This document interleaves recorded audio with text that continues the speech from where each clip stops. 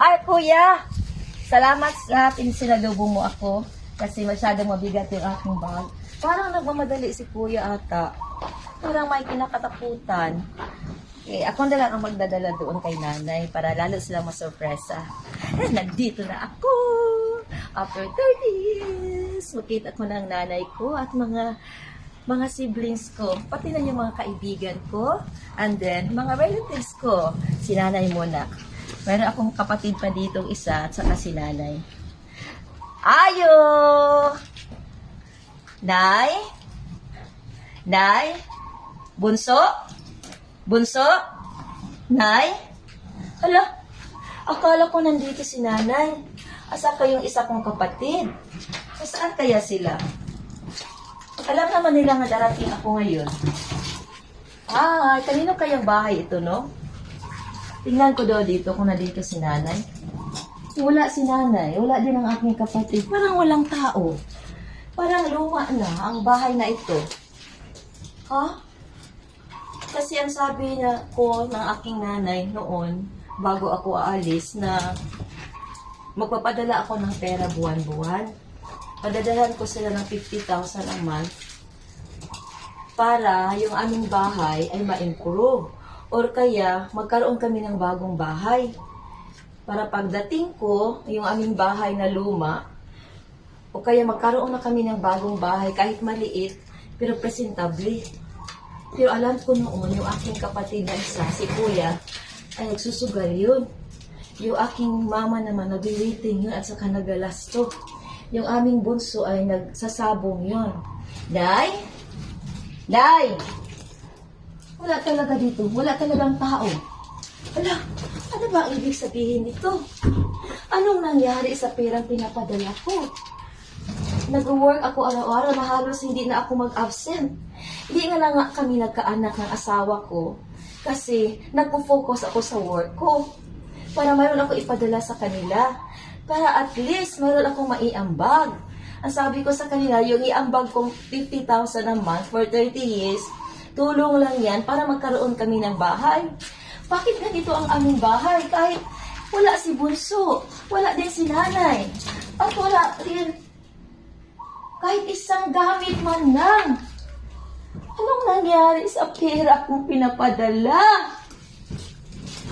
Oh my goodness! Alin pa ba ang salubong na ito? Parang wala namang interesado. Bakit ang ganito ang buhay? Oh my goodness. Akala ko ang aming bahay na luma, magiging maganda na. At magkaroon na kami ng appliances. Yung aking pera palang pinapadala, sinusugalan nila? Nay, baka nandoon si nanay sa loob ng kwarto. Nay? Nay? Nay, sumagot ka, Nay. Nasaan ba yung pera kong pinapadala, Nay? Nay? Nay! Nasaan ba yung pera pinapadala ko? Nay! Nasaan ba yung pera pinapadala ko? Bakit ayaw niya akong sagutin? Kahit isa man lang dito ay wala. Si kuya ay nagmamadali, tumatakbo pa. Oh my goodness! Lahat ng pinaghihirapan ko ay nawala. Hindi nga ako binigyan ng pera ng asawa ko doon. Kasi ang sabi niya, para magkapera ka ipadala ng pamilya mo, magkapera ka sa sarili mo, magtrabaho ka. Kaya nga nagtrabaho ako. Alam ba ninyo, na kahit sa bills doon, sa bahay namin, nagsishare kami sa lahat ng bills, pati sa pagkain, para lang may masave ako. At ngayon, naubos lang ninyo ang pera ko pinapadala. Sige, sangkatin niyo!